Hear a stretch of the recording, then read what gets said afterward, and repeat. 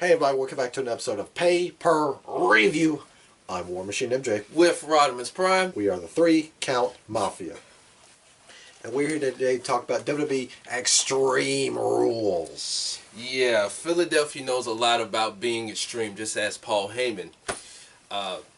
For those of you who know about ECW back in the day. EC Dubs, EC Dubs. We want tables. We want tables. Anyway, like he said, we're here to talk about Extreme Rules, which was live from the Wells Fargo Center in Philadelphia, Pennsylvania. Now, WWE had a big weekend, if you will, in Philly. They had they aired the 10th anniversary show from Evolve 131, plus Extreme Rules on Sunday. And I thought Extreme Rules was surprisingly good. It was low-key good. Yeah, I mean, we weren't expecting much, but it turned out to be pretty decent. And the attendance, they had a pretty decent attendance from what I saw. Almost 13,000 showed up, which ain't bad. Yeah, pretty respectable. Yeah. Anyway, we had a couple of late-minute additions to the card, but let's go ahead and kick it off with the WWE Intercontinental Championship match between Finn Balor and Shinsuke Nakamura. Now, it's good to see these two on TV because Shinsuke Nakamura has been flourishing, not in a good way, however, but at least he's back on TV, and at least they're actually doing something with him again besides just making him look like a schmuck. As well as the Intercontinental Championship. Yeah, and as far as Finn Balor goes, too. However, this match does not need to be on pre-show. No, it does not. In fact, Paul Heyman was pissed that this match was on pre-show. I mean, who wouldn't be? This was a pretty alright match. Yeah, I mean, the crowd seemed to be somewhat into it.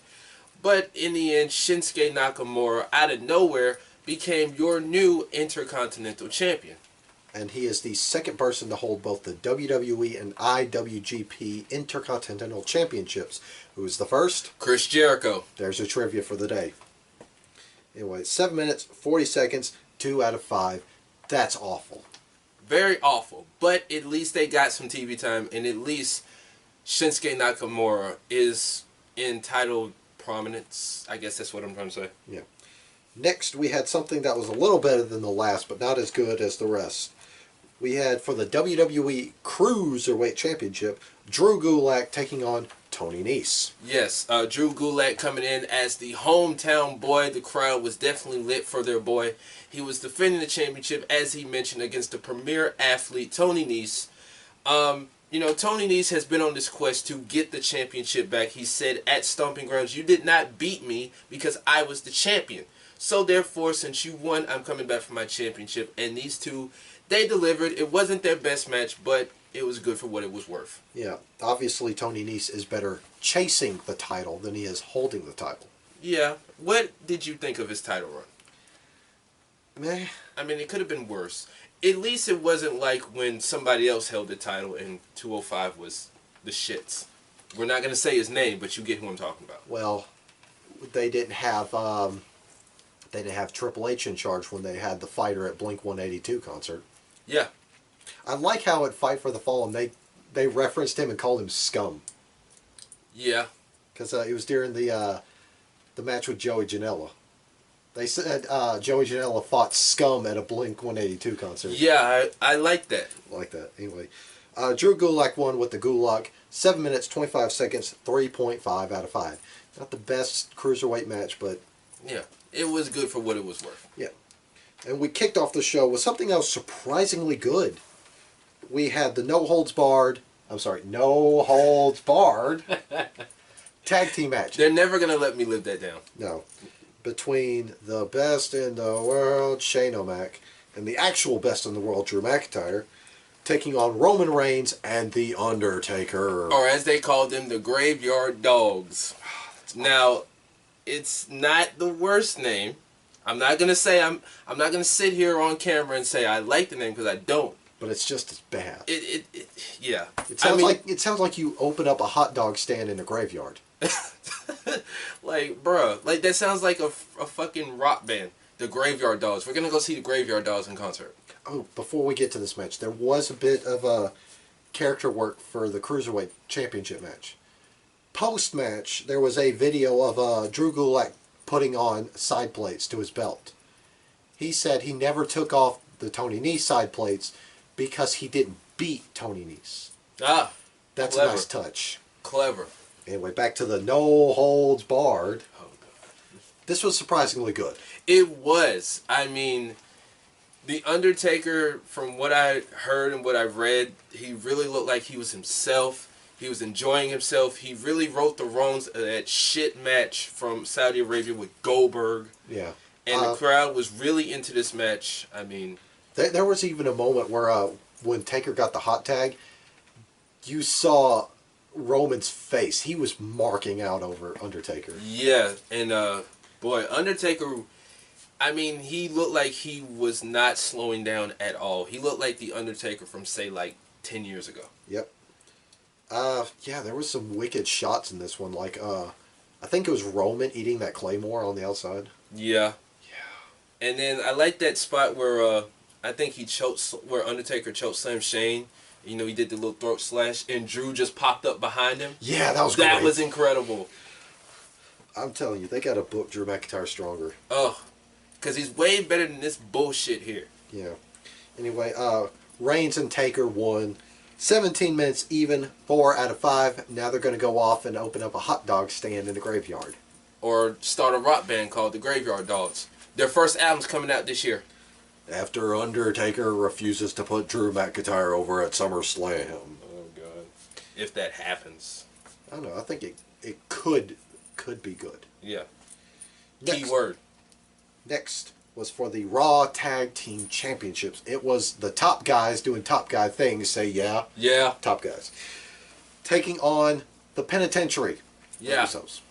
The Revival versus the Usos. The top guys versus the Penitentiary. Which one you want? A or B? I'll take top guys. Okay. Anyway, this was a decent match. Like I said before, I really don't care about this rivalry anymore, but they put on some nice matches. I will give them that. Yep. Yeah, hopefully we don't see any more dumb comedy bits out of this. Yeah. Maybe Heyman will take charge of that. Yeah. But yeah, these two put on a show. The Revival won 12 minutes, 35 seconds, 3.5 out of 5. Yeah. I think one of the Usos went for a splash and they countered it into a Shatter Machine. Yeah, or something like that. Yeah, because it was a cool spot. Yeah. Next up, Aleister Black finally has his fight against someone who picked a fight with him. And that person was Cesaro. The Swiss cyborg Superman guy. Yeah. Ugh, boy. Still say they should call him the Bar. I was looking forward to this match the whole night. This was one of the matches I was looking forward to. And this match, ladies and gentlemen, boys and girls, this delivered. And what did I tell you? 9 minutes, 45 seconds. Minimalist. They made it felt like a 15-minute match. And boy, they went. It felt like they went 15 minutes because one of the spots was when Cesaro ate that knee. Yeah. Oh my God! Or when I think it was when Aleister got hit with that uppercut. Yeah. That was like, nasty. They tore each other apart. And it was worth it for how much? 9 minutes, 45 seconds. Oh, yeah. I told you, minimalist. Yes. Aleister Black won, by the way. Yeah, he won with the black mass. He even propped him up with his foot. Yeah. The old school way. And then they had another match on SmackDown when they had that town hall. And this time he kicked Cesaro's mouthpiece out of his mouth. Yeah, knocked him dead unconscious. Yes. Anyway, 9 minutes, 45 seconds, 4 out of 5. It was worth it. Next was pretty confusing. It was a handicap match for the SmackDown Women's Championship. I almost said Tag Team Championship. You did. It's okay. But anyway, Bayley defended against the team of Alexa Bliss and Nikki Cross. now before we get into this match, they showed Alexa Bliss going to Nikki Cross's locker room or something. Oh, yeah. And the Street Profits were there. Profits, yeah. How could you not love those guys? What we want to ask is, where's the party at? Yeah. When Alexa wins, where's the party at? Yeah. And Alexa said something, and Well, no, Nikki Cross was like, no, we are going to win. yeah, she was like, we're going to become the first ever SmackDown Women's Co-Champions. I like what she's saying, but she's kind of wording it wrong, even though I get what she's saying. It's an awkward sentence to say either way. Yeah. And she says, stop trying to tear me and my friend Alexa Bless, because that's what she's saying, like, bless you if you sneeze. She's got a sexy accent. Yeah, she's got a beautiful accent. Anyway, they walked off, and she gave being Alexa Nikki a present. It was a shirt that she was wearing. Yeah. Now I did like Street Profits back and forth after they left. Because Ford was like, man, Nikki Cross is crazy. Doc's like, yeah, I'm partying with her. And Montez was just like, what? I love the Street Profits. Man. I mean, like I said, how can you not love these guys? Oh, they're so fantastic. Facts. Anyway, but this match was highly confusing. I don't think the crowd really cared for this match. It was just there. Because I'm just sitting here like, okay, who's going to, let's say somebody pins Bayley. Who's going to win? Who's actually going to become the champion? Yeah, who's going to hold the physical belt? Is it going to be like Late Cool where they sawed the belt in half and you're walking around with half a belt? I don't remember them doing that. I just remember them having a second belt. They actually did that. Oh, that was stupid. Yeah, because they like sawed like back when they had the women's championship. Oh, yeah. They sawed the belt in half and they were co-women's champion, which was really ridiculously stupid. I just remember their co-championship run with the D belt. Yeah, that too. Yeah. Anyway, Bayley won 10 minutes, 30 seconds, 2.5 out of 5. No Sasha Banks involved. No split between Alexa Bliss and Nikki Cross. Yeah. In fact, they just looked inconsolable as they were consoling each other. Yeah, they just looked like, what the happened? Next was a match where two men were not trying to console each other, but trying to kill each other. It was a last man standing as Braun Strowman took on Body Lashley. Yes. He's no longer Booty Lashley, he's Body Lashley, because they played the video package of where Lashley got speared through the stage, and the next week on Raw, where on Tuesday, he threatened to send Braun Strowman to the morgue. That son of a bitch. Yeah, and then on Raw, where he just jobbed out Rey Mysterio, he said, I was the first man standing. Become Extreme Rules, I'm going to be the last man standing. He should have tried to call himself Last Man Lashley. I like that. It's a good thing he didn't because he lost. See, this is why we need to be on creative. Last Man Lashley, like, but this match, this match was freaking mind-blowing. They beat each other around the arena. There was even a spot where Braun Strowman threw Lashley at the merchandise? No, before that. Threw him at the international announce team. Oh, yeah, that was like after when they came back through the crowd? Yeah. Because, like, when they were... I think he took out one of the Indian guys. Yeah.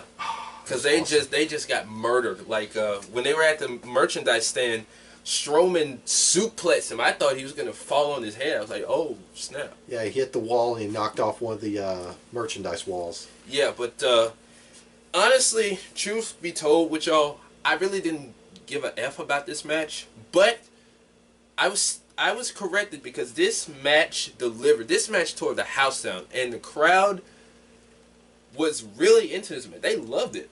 Yeah, I felt bad for Braun because he looked gassed. Lashley kind of looked gassed too. Yeah, but Lashley looked like he had more spring in his step than Strowman. Agreed. Yeah. Because they really tried to play off that injury that Strowman had. Yeah. I mean, he may be legit hurt. We don't know. But, you know, Strowman did seem a little slow at moments. Yeah. But the tail end of this came when I think Braun Strowman hit a power slam. Yeah. Onto a crash pad. Yeah. And referee couldn't see anything, so he started counting both of them. He gets to 9. Braun Strowman literally busts through a wall like the frickin' Kool-Aid Man, and he wins. I thought that was a nice touch. Yeah, except that Strowman wasn't all the way red. Well, he was, but you get what I'm trying to say. He wasn't Brock Lesnar red. Yeah. Where he's just... Or he wasn't Shane McMahon red. Where he's just, like, gassed, like, before he says anything. That man jogs out on stage and he's automatically gassed.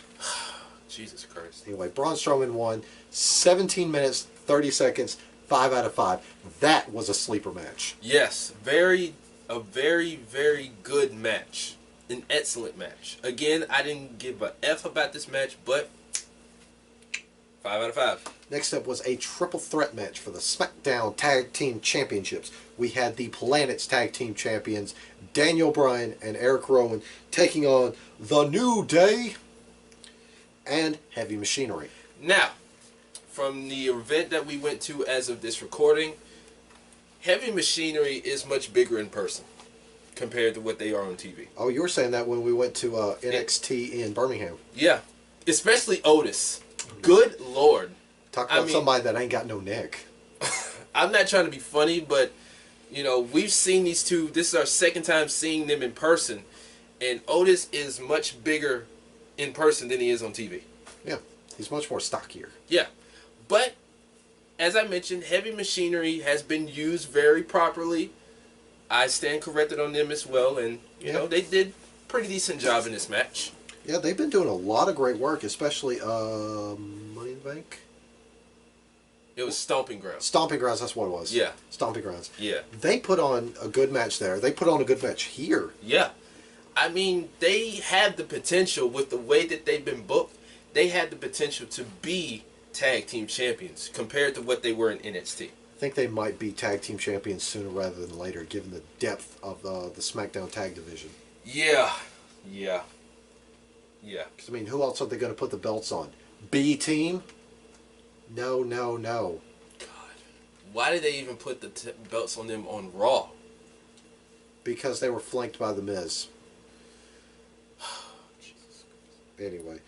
Yeah, But this was a really good match, not to cut you off. Yeah, this was a fantastic match. However, in the end, the New Day become 6-time champions. Yes, and depending on the outcome of Kofi Kingston and Samoa Joe, the New Day was going to walk out with all the gold. Yep. 14 minutes even, 4 out of 5. It was definitely a good match. I did like at the end where Daniel Bryan was trying to go for that flip and Big E caught him. Yeah. That was incredible. Now, after the match, there was a backstage interview where Daniel Bryan is distraught because he couldn't bring the tag team division to prominence. Yes. Apparently, I don't know if it happened Tuesday. What, his big announcement? Yeah. Still hasn't happened. What is his big announcement? I don't know. I don't know. Anyway, next up was for the WWE United States Championship. It was the one and only United States Champion, Ricochet, taking on the phenomenal one, AJ Styles. Yes, these two have been in a beef for quite some time. They're neck and neck as of this recording. Well, they were neck and neck. AJ is now back with his club members, or should we say the OC now? OC as of this recording. Yes. And, yeah, he's coming for Ricochet's belt here. And Ricochet ain't having that. But when AJ came out, he was waiting for Ricochet to get in the ring. Right before Ricochet could finish his entrance, Gallows and Anderson beat him down. But they got the match started. And, yeah, this was no different from their other matches. Yeah, except for Ricochet felt a bit throttled. Yeah. I felt because of that, minus Gallows and Anderson being out there, this was the weakest of the three. I mean, the match was good in a way, but, you know. Wait, weakest of what, 3 matches? Yeah. Like the ones they had on Raw. Oh, yeah. I don't know. I'd say this match was much more stronger than their previous two. Because they did both weeks in a row, they did the stop-start. Yeah. Because of the commercial break. Yeah. So, as far as, not quality, but, yeah, as far as quality, this one felt a little better, even though Ricochet was kind of dialed back. Yeah. Towards the end, Ricochet was on the rope, and AJ went up, hit him with a Styles Clash. Oh, no, before that, Ricochet was going to go for a 630, but Carl Anderson knocked him off the top. Yeah, and then that's when AJ Styles hit the Styles Clash, which was cool. Yeah. Luckily, Ricochet tucked his head back because, you know, history has it, AJ had some trouble with the Styles Clash. But he's improved on that last couple years. But that's neither here nor there. Anyway, AJ Styles is now 3-time United States champion. 16 minutes, 30 seconds, 3 out of 5. Ricochet should have got that rub at the Raw reunion. Yeah. Anyway, next up, for match of the night. Wait, did you? No, you didn't put it on match of the night. No. Match of the night, it was Kevin Owens versus Sami. You almost said Sami Zayn. Because you wrote Sami Zayn.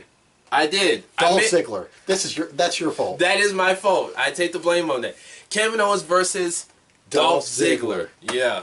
I don't know why I wrote Sami Zayn. Match of the year. I'm surprised you didn't give it no rating, you stupid idiot. Because, yeah, Dolph Ziggler. Well, this match was supposed to happen on SmackDown a week before the Town Hall. Yeah. But it got called off because they were brawling in the parking lot. And Shane sent him home and all this type of stuff. And they came in, the bell rung. You know, Dolph is talking stuff. He slaps KO. KO hits the stunner. Pins him 1, 2, 3. Bell rings. 17 minutes. No rating. Oh, 17 seconds. No rating. Yeah, and he got on the mic and he said, I'm glad Shane O'Mac's not here because he could go to hell. Yeah, he can kiss my ass and go to hell. Yeah, then the next week they would have the Town Hall. Oh, God. I'm glad I missed that. It was pretty enjoyable. All the New Day stuff was great. Yeah. New Day barking when Roman stepped up to the mic was fun. Otis doing this number right here. Oh, my God. Otis is a national treasure. Jesus Christ. If the New Day wasn't already stacked, I'd put Otis on the New Day. Oh, God. Anyway. New Day would go to a whole nother level. Not that I'm saying Big E is bad, because New Day is up there, but Otis would take it to a whole nother level. Oh, he'd help. Yeah. Speaking of New Day, it was for the WWE World Heavyweight Championship. This pretty baby right here. I love how Greg Hamilton did it at Columbus. Oh, man. I wish I could have. I think I recorded that. Yeah.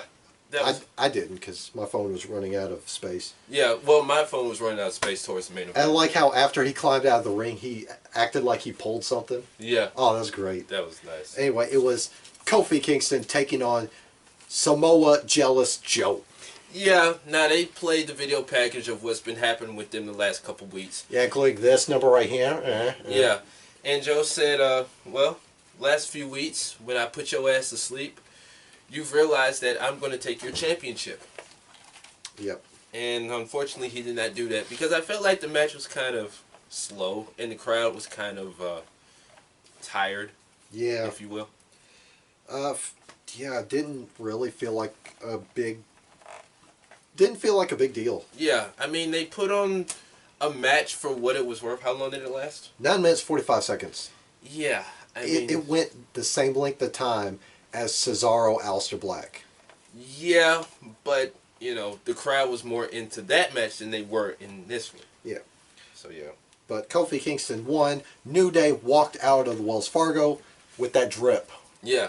They walked out with the sauce. They was dripping sauce everywhere. That New Day sauce. They're dripping more gold than the Undisputed Era is right now. That is a fact. Facts. Kofi won 9 minutes, 45 seconds. 2 out of 5. Yes, he is still your WWE World Heavyweight Champion. Next is another winner-take-all match, considering they Evolve had a winner-take-all match. That was hella captivating. Yes, way better than this one. Anyway, winner-take-all, the Universal and Raw Women's Championship were on the line as the man, Becky Lynch, and her bitch, Seth Rollins, took on Lacey Evans and Baron Corbin. Now... this match was no holds barred tag team match. I'm telling you, they're never going to let me live this down. No, because it's funny. I admit it is. It's less to prove a point and more of just messing with you. But anyway, the match was good. It was a little better than we were expecting. Yeah, I felt like the match, however, like how long did the match last? 14 minutes, 55 seconds. The match felt longer than that. Because I felt like at points it dragged a little bit. Either that or that's a 9. Can't tell. It's a 9. Okay. 19 minutes, 55 seconds. Yeah, the match kind of dragged a little bit. It felt like the match went almost 20 minutes. It felt like 30. Yeah. There were definite clear signs that they're starting to make a more mature program. Yeah. because first off, that camera shot right on Lacey's ass.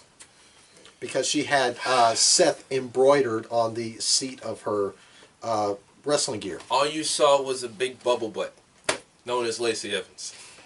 There was also that shot of Becky Lynch after chair hit her in the face. Yeah, she had a big old bump on her forehead. Then, And Baron Corbin hit Becky. well, before that, there was after Lacey had put her hands on Seth, Becky went to town on her with that kendo stick. She did. She whooped Lacey's ass. Yeah, just Golly. whatever she could hit. And of course, there was that end of day spot with Becky. I love that. I wasn't expecting that. I thought it was a great moment. But I don't think the crowd was expecting that. It was one of those shock moments that WWE had. Okay, like, let's give them that. And it worked. It works because we have hardly seen man-on-woman physical contact. Yeah. I mean, being that they're PG and they're kind of trying to get away from that, being they're trying to bring back the teenager audience. All that aside, it was just one of those moments like, oh, shit. Because I just looked up and I was like, oh, fuck.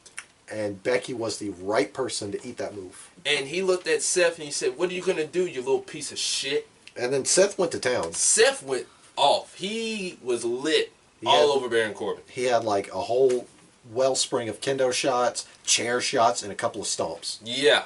1, 2, 3.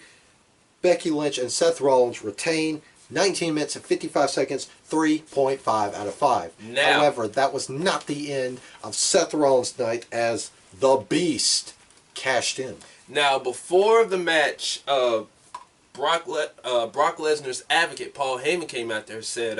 oh, this was after the SmackDown Tag Team. Yeah. Because he interrupted that shot of the New Day celebrating. Yeah, he just grabbed the mic from, I want to say Casey? Kayla. Excuse me, Kayla. And he went out there, he said, am I telling the truth or am I Paul Heyman? Yeah, because he has credibility behind him. Yeah, yeah. Anyway, Brock Lesnar came in. He beat down Seth. Then cashed in F5. He is your new Universal Champion. Now, when I was doing the notes for this review, that counted as a 13th match, but I wasn't going to do that. Yeah. I don't know why they do that. Well, technically it's a match. Well, okay, yeah. But I mostly count that as a segment. Yeah. But Lesnar cashed in 17 seconds, completely smashing our prediction for cash-ins. Yeah. Because we said 0 cash-in. Yeah. But Paul Heyman came through on his word. Before we close out the pay-per-view, one tiny glaring plot hole. Why didn't Becky cause a disqualification? That is a good question. Because I heard a suggestion where she could come in and stop Brock from cashing in and she'd eat an F5. I wouldn't go that far. I would at least have her cause a disqualification, pull Seth out of there, and get the hell out. Yeah, but I don't know. I just don't know. Or Becky could have gotten face-to-face with Brock and just front area'd him. True. That would have been awesome. True. Anyway, superstar match and overall rating. Superstars of the night go to Roman Reigns, Big Dog, Undertaker, Drew McIntyre, Aleister Black, Cesaro, Braun Strowman, Old Habits Die Hard, Bobby Lashley, The New Day, Becky Lynch, Seth Rollins, Brock Lesnar, and Superstar of the Year, Kevin Owens. Yes. Matches of the night go to No Holds Barred, Black versus Cesaro, Strowman versus Lashley, and winners take all. And we'll add Kevin Owens and Dolph Ziggler. Yeah. For that 17-second beatdown. But like I asked you off camera, which did you like better? The 17-second match or Rush versus Dalton Castle in April? Rush versus Castle, because right from the bell, Rush murdered him. In 15 seconds, mind you. 15 seconds. Overall rating, 3.5 out of 5. Like we said, this pay-per-view, was surprisingly good. It was not the best pay-per-view of the weekend. I'd say that comes down to Evolve or Fight for the Fallen. Yeah. Mostly Evolve. Yeah. Well, I still need to watch Fight for the Fallen. Well, there were certain aspects of Fight for the Fallen where their growing pains were showing. Well, yeah, a lot of people complained saying that it was too long. Because it was like, what, 3.5, 4 hours long? Yeah. Yeah, a lot of people complained saying it was too long. It did. Fight for the Fallen did kind of drag out, Yeah. from what I heard. Uh, like I said, it's growing pains. They're still, trying to find their feet. Yeah. Please, I hope they're not a carbon copy version of TNA, where they bring in all these ex-talents from WWE, and even Chris Jericho said that on an interview. They don't necessarily need WWE superstars from the past, because the talent that they have, like, the Young Bucks, who are established, Private Party, Britt Baker, so on and so forth, the talent that they have, they need to develop them and bring them up and establish them on their own. I don't think they're bringing in WWE talent like that. Because, okay, who you got on the post-WWE talent for working AEW? Shawn Spears. Shawn Spears, Jericho, Mox. Cody. Brandy Rhodes. Brandy, Dustin. Even backstage personnel. Well, no, I'm just talking about... Oh, you're talking about roster-wise? Roster-wise. Okay, those six. But look at, specifically, with the exception of Dustin Rhodes, look at those 5. They still have something to offer AEW. Yes. Mox is in the prime of his career, so is Shawn Spears. Jericho is eyes on the product and a master of reinvention. Yes. Brandy and Cody both have a head for the business. Right. And Cody is still a stellar performer. He has a lot to give. Minus his family legacy and Dustin's. I mean, these guys know what they're doing. They have a pedigree for the business. So, like he said, AEW's still trying to... Well, getting back to your point, the backstage people, there are a lot of old ex-WWE guys, but they're coaches and producers. Yeah. They help grow the product, not kind of terrorize it. Yeah. People like Billy Gunn, Dean Malenko, Jim Ross, who's a senior advisor / commentator. And Tully Blanchard. Yes. Because he's even helping. Yes. I mean, look at what the stuff they're doing with him and Shawn Spears and Cody Rhodes. So you got some experience there that can really elevate the product and help it develop the product be what it's supposed to be. Yeah, help it grow. Yeah. So I don't think they'll do the same mistakes Impact do, and if they do, they'll find a way to remedy that. Yeah, because I mean, Tony Khan and his dad are they're pushing out a lot of money to make this product a success. Not only the product, but the company overall. Yeah. And as they mentioned, not to cut you off, they're not competing with WWE. Yes, we want a war, quote unquote, but they have stated, even Jericho, that they are an alternative to what WWE is. They're their own version of WWE. Yeah. It definitely feels like early WCW before shit got out of hand. Yeah. Back when Ted Turner wrote the checks and Eric Bischoff, used the money. Yeah. But as far as, the whole alternative thing goes, Seth Rollins said their competition, taking food off our table. They're just looking for a table at the same restaurant. Right. I mean, they're not one of those people to be like, hey, I'm going to take your lunch. No. It's, where can I find a table to sit at? Because if you're here, I'm going to be here as well. Maybe what I'm doing is different from yours. Or it's like that. It's like a restaurant. It's like McDonald's and Burger King. Yeah. What McDonald's does, Burger King can't do. What Burger King does, McDonald's can't. Yeah. Because if anything, AEW's main competition would be NXT. Yes. Because they're both guerrilla indie products. Yeah. Because NXT has that indie feel to it. Yes. And not to say the main roster does it, because the main roster is not all that great, but they have talent like Roman Reigns, AJ Styles, Ricochet, so on and so forth. But, like he said, it's mostly all elite in NXT. Yeah. Actually, I kind of want main roster to step it up. Yeah. Because competition is good for us as viewers. Yes. And we would like for Seth Rollins, as big of fans as we are of his, to shut up. We want his Twitter license revoked. Please. Because he keeps making an ass out of himself. Yes. Especially with Will Ospreay. Just ask him. God. I'm so glad. I kind of think they made him apologize because they see what was going on. Well, they saw what was going on. Yeah. And he brought up bank accounts. Like, what did that have to do with anything? Like, Ospreay was just messing with him. Yeah. And Rollins took it way too seriously. It's like, bank accounts. Yeah. Money. Who cares about wrestling? Money. Yeah. I mean, just because you might make a little more money than he does, that don't mean nothing. Yeah. So. But, yeah, with all that being said, I'm War Machine MJ. And I'm Rodimus Prime. We are the 3 Count Mafia, and we'll see you guys next time.